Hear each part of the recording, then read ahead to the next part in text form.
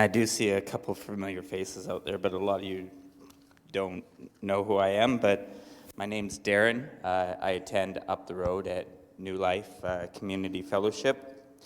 I've watched that a dozen times. It still brings tears to my eyes because I still feel, I know it's a TV show, but I still feel God talking to me when I hear it.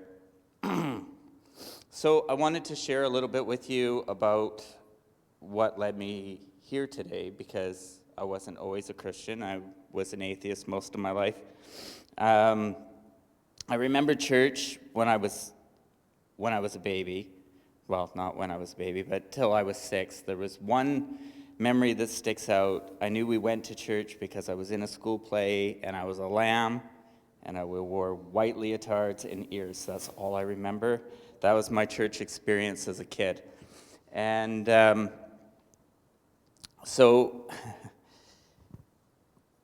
with falling away, my parents, for their own reasons, their own stuff going on, stopped going to church at that time.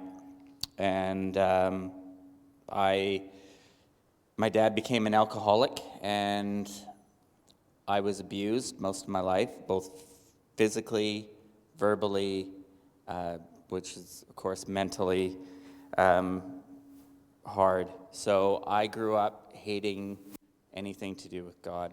I didn't want anything to do with him. I didn't want anything to do with anybody that loved him. Anything but church. So I went through the abuse. I went through a divorce, which I have a daughter with my ex-wife. And I also went through drug addiction, which I'm proud to say, 15 years clean. So the first year clean, I met my wife, Jen, that I am now married to, which we have in total, all our children. We have 4 children together as a blended family. And she was always asking me about Jesus, why I didn't believe. Poke, poke, poke, poke. Short time after that, what it looked like, we still don't know what it was, put me in the hospital, was like I had a stroke. As she did home care, that's what she saw. It was the right side of my body went completely numb. I had no feeling in the right side of my body. And so she had me go to the hospital to have looked out. Doctors couldn't figure it out. I've had a lot of things tell me that are wrong, from fibromyalgia to arthritis to nerve damage in my right side of my body to a fused neck to they don't really know, is what it came down to. But I couldn't walk.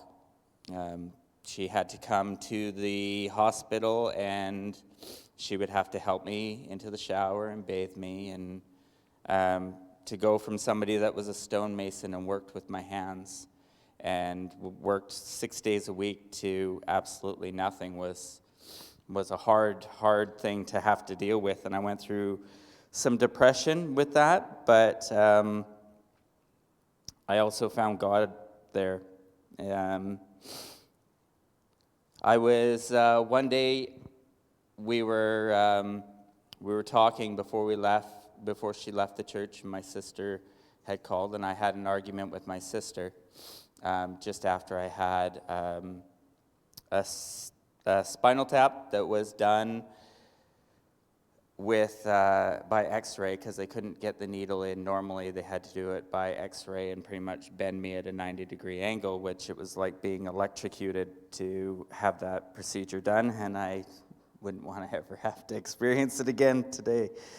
But through that, I had an argument with my sister shortly after that, and I went, that's it, I'm going to go to the chapel. Jen had left. I'm like, I'm going to go to the hospital chapel, and I'm going to talk to this guy. So I went to the chapel, and I was like, if you exist, I'm like, I'm ready. Show me. Show me you're here. And that's exactly what God did. As I got tunnel vision, and I couldn't, I thought I was dying at the time. And God touched me there, and when I came to the next day, my wife said she couldn't recognize me that night. And actually, I'll back up a little bit. When I experienced that in the chapel, the only thing I could do, this is when we had buttons on our phones still, was press green, which led me to Jen. And she got out 2 words that she could understand, was chapel and help. And she called the nurses station to come and get me and help me. And then I was put on oxygen for like 8 hours. And the next day, I told Jen that I think I was ready to go to church. So I went out of church. I went out to church. I was in a wheelchair when I first started going. I was not the best neighbor to New Life. I actually lived next door to the church. And we were very mean way of telling people to keep their cars not parked on the grass in front. To Pastor Dan, which he became my mentor and somebody that I loved like a father before his passing. So I did receive healing, though, in church after I became a Christian. Was it about a year later? 2 years later. I got prayer by some individuals at our church, and I got out of the wheelchair and I started walking, and I walked with the cane, and that's up till today. I still walk with the cane. I still have a lot of pain in my body. You know, I've thought a lot about Scripture. I recently, because of learning disabilities, it took me 7 years, but I finished the Bible the other day. I read the whole complete. I've read every single book now, so I'm pretty proud of that. But you know, like things like in 1 Peter 2:24, he himself bore the sins on his body on the cross, so that we might die to the sins and live for the righteous. By the wounds you have been healed. And I'd read that and go, well, yeah, I walk, but I mean, I'm in pain every day. I still live in a pain. Usually, when I wake up, it's about a 7. As I get through my day, about now, it's about a 5. You know, I can tolerate it. It's hard, but I can do it. Doctors still had no answers. You know, I'd have people at church go, well, pray, or I'll pray for you, and it'll go away. I even had people ask me, like, do you believe you can be healed? And it's like, well, of course I believe I can be healed. He healed me out of a wheelchair, and I walk, but I'm still in pain. So, yeah, I believe he could do it at any time he so much is wanted. And we're going to fast forward to, that's the way I've lived the last 11 years in pain. And this last summer I had a doctor appointment for my eye because I can't see peripheral vision out of the one eye, which they can't figure out. And I have eye pain, which they also can't figure out why I have the eye pain. And I went home and I just got mad, and I started yelling at God.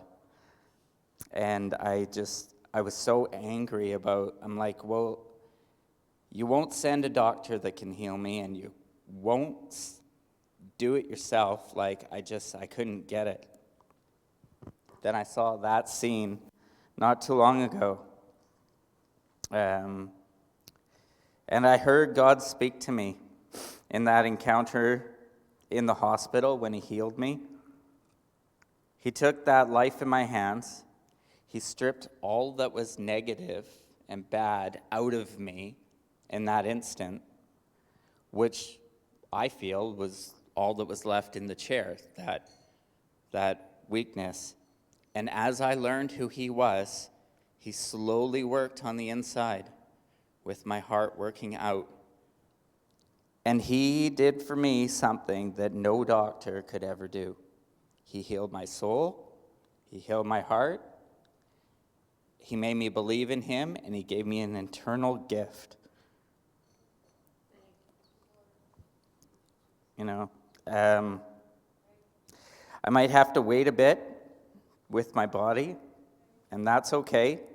You know, he did something for me that no doctor could do by healing that heart. You know,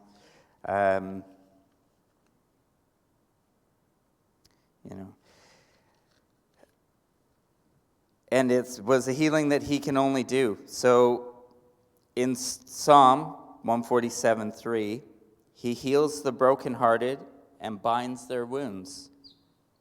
That's what he did. In John 1, 2, beloved, I pray that all may go well with you, and that you may be in good health as it goes well in your soul. I was looking at the end of that. It goes well in my soul. He healed that too. God healed the really broken things, the more important things. He healed the inside. And after all, I get a new body in heaven. We all get a new body in heaven. But the heart healed is eternal. And I'm eternally grateful for that. Thank you.